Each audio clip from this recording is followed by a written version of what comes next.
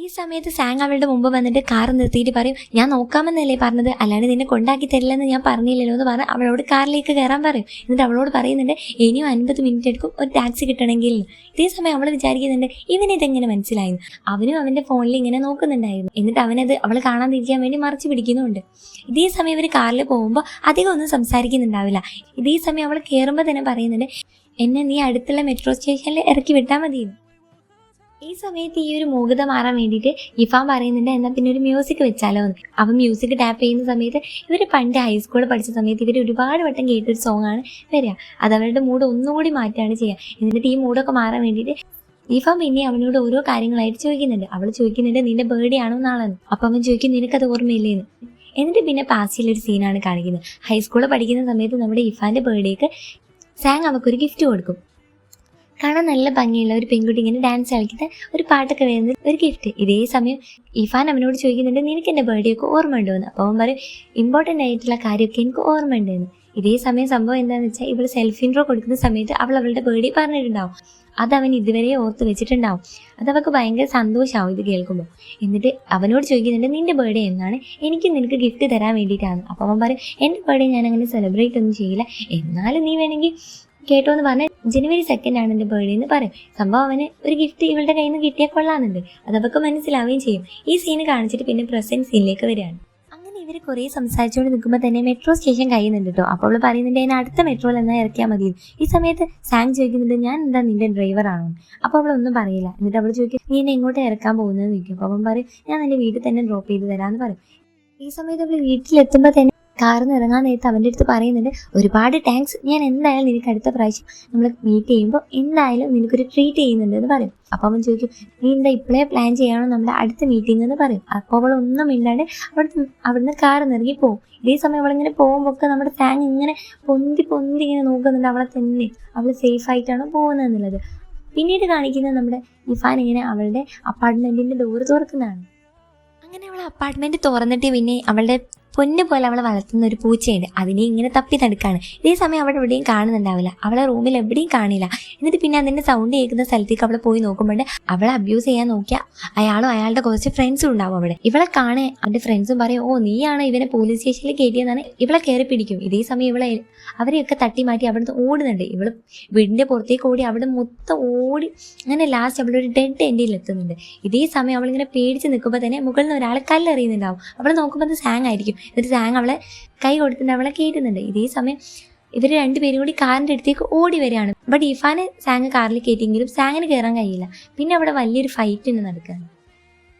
ഇവർ 3 പേരുണ്ടാവും. അതുകൊണ്ട് തന്നെ സാങ്ങിന് നന്നായിട്ട് പരിക്ക് പറ്റുന്നുണ്ട്. ഇതേ സമയം സാങ്ങിന് ഓടി ഒരു ഷോപ്പിലേക്കൊക്കെ കയറി അവിടുന്ന് ഓടി പിന്നെ ഇവൻ കാറിലേക്ക് കയറുന്ന സീനുണ്ട്. നമ്മളൊക്കെ ഡോറ് തുറന്നിട്ടല്ലേ കയറി, ഇവൻ വിൻഡോൻ്റെ ഉള്ളിൽ കൂടെ തന്നെ കയറും. എന്നിട്ട് അവർ കാർ എടുത്ത് പോകും. അങ്ങനെ ലാസ്റ്റ് ഇത് വലിയൊരു പോലീസ് കേസ് തന്നെ ആവുന്നുണ്ട്. ഇവർ പോലീസ് സ്റ്റേഷനിൽ എത്തുന്ന സമയത്ത് സാങ്ങിൻ്റെ അടുത്ത് വന്ന് ഇവിടെ ചോദിക്കുന്നുണ്ട് ഇനി നമ്മൾ എന്നാ ഫാർമസിയിലേക്ക് പോവാം എന്ന് പറയും. ഇതേ സമയത്ത് അവൻ പറയുന്നുണ്ട് അങ്ങോട്ടൊന്നും പോകണ്ട, നീ എന്താ എന്നെ ആദ്യം കണ്ടിട്ടില്ലേ, നീ എന്നിട്ടും എന്താ എൻ്റെ അടുത്തേക്ക് വരാണ്ട് പിന്നെ ഓടാൻ തന്നെ റെഡിയായി നിന്നതെന്ന് ചോദിക്കും. ഇതേ സമയം അവൾ പറയും ഞാൻ നിന്നെ കണ്ടിട്ടുണ്ടായിരുന്നു, ബട്ട് ഇവർ 3-4 പേരിലെ നിനക്ക് ഞാൻ കാരണം എന്തെങ്കിലും പറ്റുമെന്ന് വിചാരിച്ചിട്ടാണ് നിന്നെ ഇതിലേക്ക് വലിച്ചിടണ്ടെന്ന് കരുതിയിട്ടാണ് ഞാൻ അവിടുന്ന് പോയതെന്ന് പറയുന്നുണ്ട്. അപ്പോഴാണ് നമ്മളൊരു സീൻ കാണുന്നത്. സത്യം പറഞ്ഞാൽ ഇതേ സമയം സാങ് അവിടുന്ന് കോൾ ചെയ്യുന്ന സമയത്തായിരിക്കും ഇഫാന്റെ പിന്നാലെ ഈ 3 എണ്ണം ഓടുന്നത്. ഇതേ സമയത്ത് സാങ് ഇവളെ ആദ്യം കാണുന്നുണ്ടാവും. സാങ് ഇവളെ വിളിക്കുന്ന സമയത്ത് ഇവൾ അവനെ മൈൻഡ് ചെയ്യാണ്ട് വേറെ റൂട്ടിലേക്കായിരിക്കും ഓടുക. ഇതിനെ പറ്റിയാണ് സാങ് അവളുടെ അടുത്ത് ചൂടാവുന്നത്. പിന്നെ ഇവർ രണ്ടുപേരും കൂടി കാറിൽ കയറിയിട്ട് പോകുമ്പോൾ ഇവളൊരു ഫാർമസിയിൽ കയറി നിർത്തുന്നുണ്ട്. ഇവള് പോയിട്ട് അവിടുന്ന് കുറച്ച് മെഡിസിൻസ് ഒക്കെ വാങ്ങിയിട്ട് ഇവനോട് പറയും ഞാൻ നിനക്ക് ഇതൊക്കെ വെച്ചരാന്ന് പറയും. ഇതേ സമയം അവൻ പറയും എനിക്കിതൊന്നും വേണ്ടാന്ന്. അപ്പോൾ അവൾ പറയുന്നുണ്ട് ഇരുമ്പ് വടി കൊണ്ടൊക്കെ നിന്റെ ഫേസിലൊക്കെ അടി കിട്ടിയിട്ടില്ലേ, അതൊക്കെ എന്തെങ്കിലും ആയിട്ട് അലർജി ആയിട്ട് നിനക്ക് എന്തെങ്കിലും പറ്റാതെ എനിക്ക് പിന്നെ ഭയങ്കര സങ്കടമായിട്ട് മാറും, അതുകൊണ്ടാണ് നീ ഒന്ന് മനസ്സിലാക്കുന്നത് പറയുന്നിട്ട് അവനെ ഇങ്ങനെ കൺവിൻസ് ചെയ്യുന്നുണ്ട്. എന്നിട്ട് അവൾ തന്നെ അവൻ്റെ മുറിയിലൊക്കെ ഇങ്ങനെ മരുന്ന് വെച്ചു കൊടുക്കും.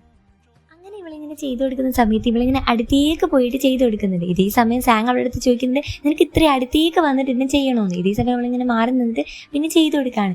ഇതേ സമയം അവൻ്റെ ലിപ്പിൽ ഇങ്ങനെ ഇടാൻ നേരത്തെ അവൾക്ക് ഇങ്ങനെ മടിയായിട്ട് അവളിങ്ങനെ മടിച്ച് നിൽക്കും. അപ്പോഴാണ് സാങ് അത് നോട്ടീസ് ചെയ്യുക. എന്നിട്ട് സാങ് തന്നെ പിന്നെ അവൻ്റെ ലിപ്പിൽ ഇങ്ങനെ മിറർ നോക്കി ചെയ്യുന്നുണ്ടാവും. പിന്നെ ഇവളെ പിന്നെ ആ അപ്പാർട്ട്മെൻറ്റിൻ്റെ അവിടെ തന്നെ നിർത്തിയിട്ട് ഇവൻ ചോദിക്കുന്നുണ്ട് ഇനി നീ ഇവിടെ സ്റ്റേ ചെയ്യാൻ പോകുന്നതാണ്.